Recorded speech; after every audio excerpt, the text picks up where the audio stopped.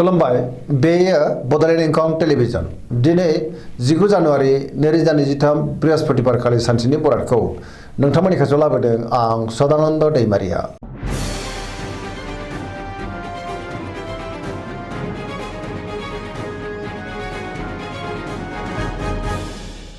सिगां फरायनो लादों मेष राशि गिबि हांखो अ ल दिनैनि साना जोबोर मोजां सुथुरखौ दिनै गोरलैयैनो फेजेननो हागोन जेनिबो आंखाल जानाय नङा जेरावबो जाफुंसारगोन बहाबा दावबायहैनो एबा हान्थिनो खाबु मोननो हागौ आरो मोजाङैनो हान्थिनोबो हागोन मावनो लानाय खामानिखौबो थि समावनो आरो गोरलैयैनो मावफुंनोबो हागोन गोसोआ दिनै जोबोर खुसि जागोन देहायाबो मोजाङै थागोन सोरबा लोगोनिफ्राय मोजां खौरांबो फैनो हागौ रांखावरियाव दिनै जोबोर मोजां बेफार फालांगियावबो दिनै जोबोर मोजां मुलाम्फा मोननो हागोन गुबुनजों मोजां सोमोन्दो लाखिनोबो रोंगोन सोरबा लोगोनिफ्राय थोजासे हेफाजाबबो मोननो हागौ न'खरावबो बिसि फिसायनि गेजेराव अननानै फैगोन गोसोआ दिनै जोबोर रमान्टिक जागोन आरो लाइमोनफ्रा गावबा गावनि गोसोनि साननायखौ फोरमायलायनोबो हागोन गोसोनि बोलोआ बांगोन समाजावबो मान मोनगोन गुबुननि थाखाय गोबां मोजां खामानि मावनानै होनोबो हागोन पजिटिभ एनार्जिनि गोहोम गोग्लैगोन धोरोमारि बिथिङावबो गोसो दुंखांनो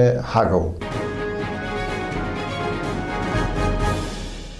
वृष राशि गिबि हांखो इ उ ब दिनैनि साना जोबोर मोजां गोसोखौ दिनै जोबोर गोजोननाय मोनगोन गोसोनि बोलोआ बांगोन मावनो लानाय खामानिखौ थि समावनो आरो गोरलैयैनो मावफुंनोबो हागोन समाजावबो मान मोनगोन रांखावरियाव मोजां बेफार फालांगियावबो दिनै जोबोर मोजां मुलाम्फा मोनगोन आयाबो बांनो हागौ न'खराव बिसि फिसायनि गेजेराव अननानै फैगोन सोरजोंबा बाख्नाय जानानै गोसोआ दिनै जोबोर खुसि जागोन देहाया दिनै मोजाङैनो थागोन सोरबा लोगोनिफ्राय थोजासे हेफाजाबबो मोननो हागौ गोसोनि साननायफ्रा मोगथाङाव जाफुंनोबो हागौ पजिटिभ एनार्जिनि गोहोम गोग्लैगोन सेंग्रा सिख्लाफ्रा दिनै जोबोर रमान्टिक जागोन आरो गावबा गावनि गोसोनि साननायखौ फोरमायलायनोबो हागोन धोरोमारि बिथिङावबो गोसो दुंखांनो हागौ।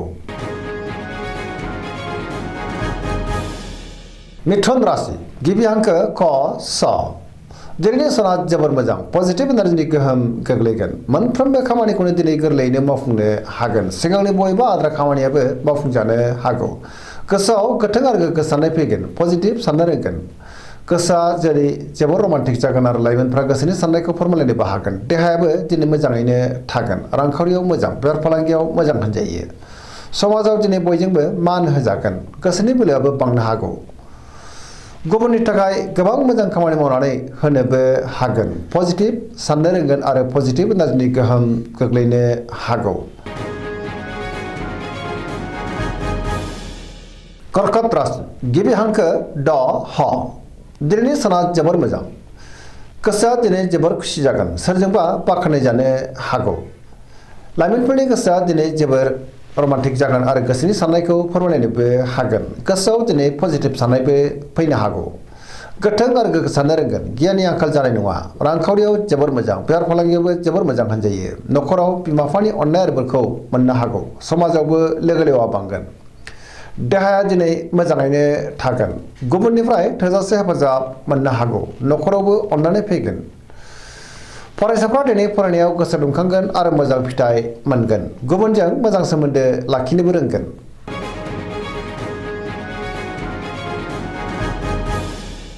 सिंह राशि गिबि हांखो म ट दिनैनि साना मोजां आरो गाज्रिनि गेजेरजों बाबेलांगोन गोसोखौ दिनै जोबोर गुलाय गुजाय मोननो हागौ गोसोआव नेगेटिभ साननायबो फैनो हागौ मावनो लानाय खामानिखौ मावफुंनो हागोन सोरबा लोगोनिफ्राय हेफाजाबबो मोननो हागोन समाजाव लोगो लेवा बांनो हागौ बहाबा दावबायनो एबा हान्थिनो खाबु मोनगोन आरो मोजाङैनो हान्थिनोबो हागोन रांखावरियाव मोजां अब्लाबो नाथाय खरसायाबो बांनो हागौ बेफार फालांगियाव मोजां होनजायो गोसोनि साननायखौ दिनै गुबुननो फोरमायनोबो हागोन न'खराव बिसि फिसायनि गेजेराव अननानै फैगोन सोरबा लोगोनिफ्राय मोजां खौरांबो फैनो हागौ समाजाव मान मोनगोन देहाया दिनै मोजाङैनो थागोन अब्लाबो नाथाय जानाय लोंनायाव सांग्रां जानांगोन गुबुननि थाखाय गोबां मोजां खामानि मावनानै होनोबो हागोन अब्लाबो नाथाय गोसोनि साननाया देबार नांनोबो हागौ। कन्या राशि गिबि हांखो प ट दिनैनि साना मोजां आरो गाज्रिनि गेजेरजों बाबेनलांनो हागौ। गोसोआव दिनै गोनो गोथो साननाय फैगोन। गियाननि आंखाल जानोबो हागौ। रांखावरियाव मोजां, अब्लाबो नाथाय खरसायाबो बांनो हागौ। बेफार फालांगियाव जोबोर मोजां मुलाम्फा मोनगोन। देहाया दिनै बारा मोजां थानाय नङा। गोबां रोखोमनि देहायारि जेंनाजों मोगा मोगि जानांनोबो हागौ। नखराव दिनै अनलायनाय फैगोन। गोबां खामानियाव मुखुबबो थागोन। सोरजोंबा रायखोमा जानो हागौ। नेगेटिभ एनार्जिनि गोहोमबो गोग्लैनो हागौ। लाइमोनफोरनि गोसोआ दिनै जोबोर रमान्टिक जागोन आरो गोसोनि साननायखौ फोरमायलायनोबो हागोन।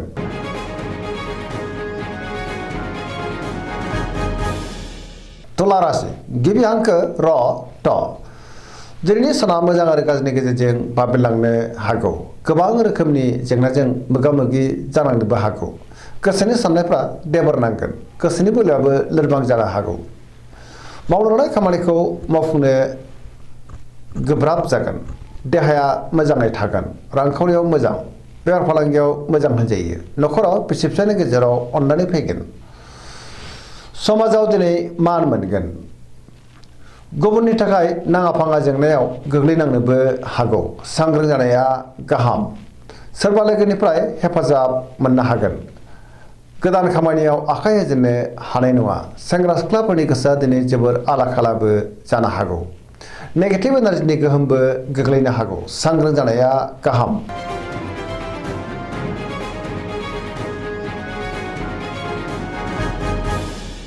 वृश्चिक राशि गिबि हांखो न स।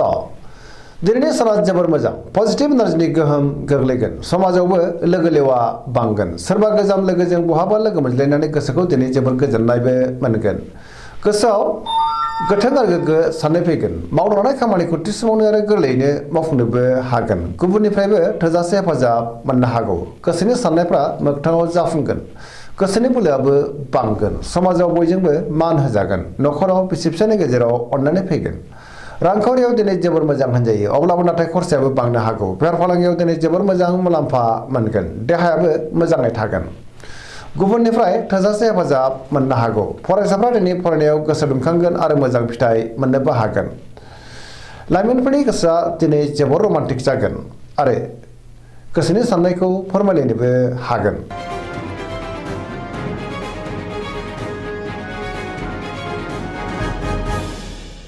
धनु राशि गिबि हांखो ध फ भ।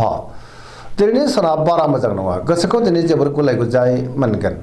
गुबुननि थाखाय नाङा फाङा जेंनायाव गोग्लैनांनोबो हागौ। मावनो लानाय खामानिखौ मावफुंनायाव माबा नङा माबा मोनसे गोरोन्थिबो जालांनो हागौ। गोसोनि साननायफ्रा दिनै देबार नांगोन। रांखावरियाव बारा मोजां नङा। नाङा फाङा खरसायाबो बांनो हागौ। बेफार फालांगियावबो बारा मोजां नङा होनजायो। समाजाव नाथाय मान मोननो हागोन। बहाबा हान्थियोब्ला दिनै जोबोर मोजां आरो मोजाङैनो हान्थिनो हागोन। देहाया मोजाङै थागोन। अब्लाबो नाथाय जानाय लोंनायाव सांग्रां जानांगोन। सोरबा लोगोनिफ्राय हरखाबै गाज्रि खौरांबो मोननो हागौ। गुबुननि थाखाय नाङा फाङा जेंनायाव गोग्लैनांनोबो हागौ। सांग्रां जानाया गाहाम। लाइमोनफोरनि गोसोआ दिनै जोबोर रमान्टिक जागोन आरो गावबा गावनि गोसोनि साननायखौ फोरमायलायनोबो हागोन। फरायसाफ्रा दिनै फरायनायाव गोसो दुंखांगोन आरो मोजां फिथाइ मोननोबो हागोन।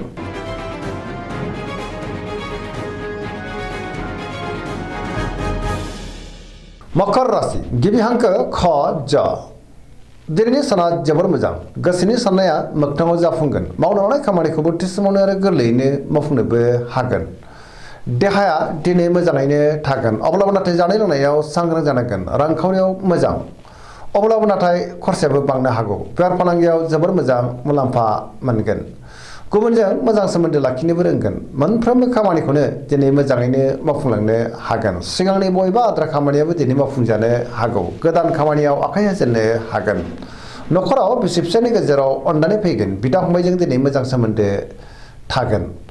सोरजोंबा बाख्नाय जानानै गोसोआ दिनै जोबोर खुसि जागोन। फरायसाफ्रा दिनै फरायनायाव गोसो दुंखांगोन आरो मोजां फिथाइ मोननोबो हागोन। पजिटिभ एनार्जिनि गोहोमबो गोग्लैगोन।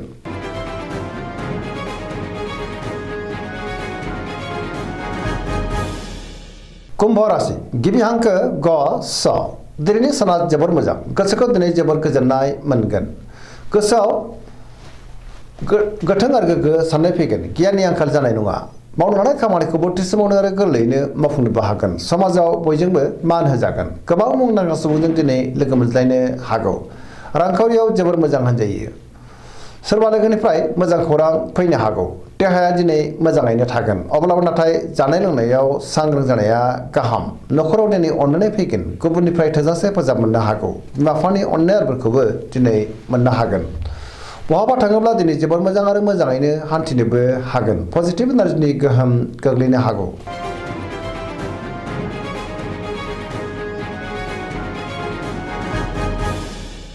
मीन राशि गिबि हांखो ड स। दिनैनि साना जोबोर मोजां।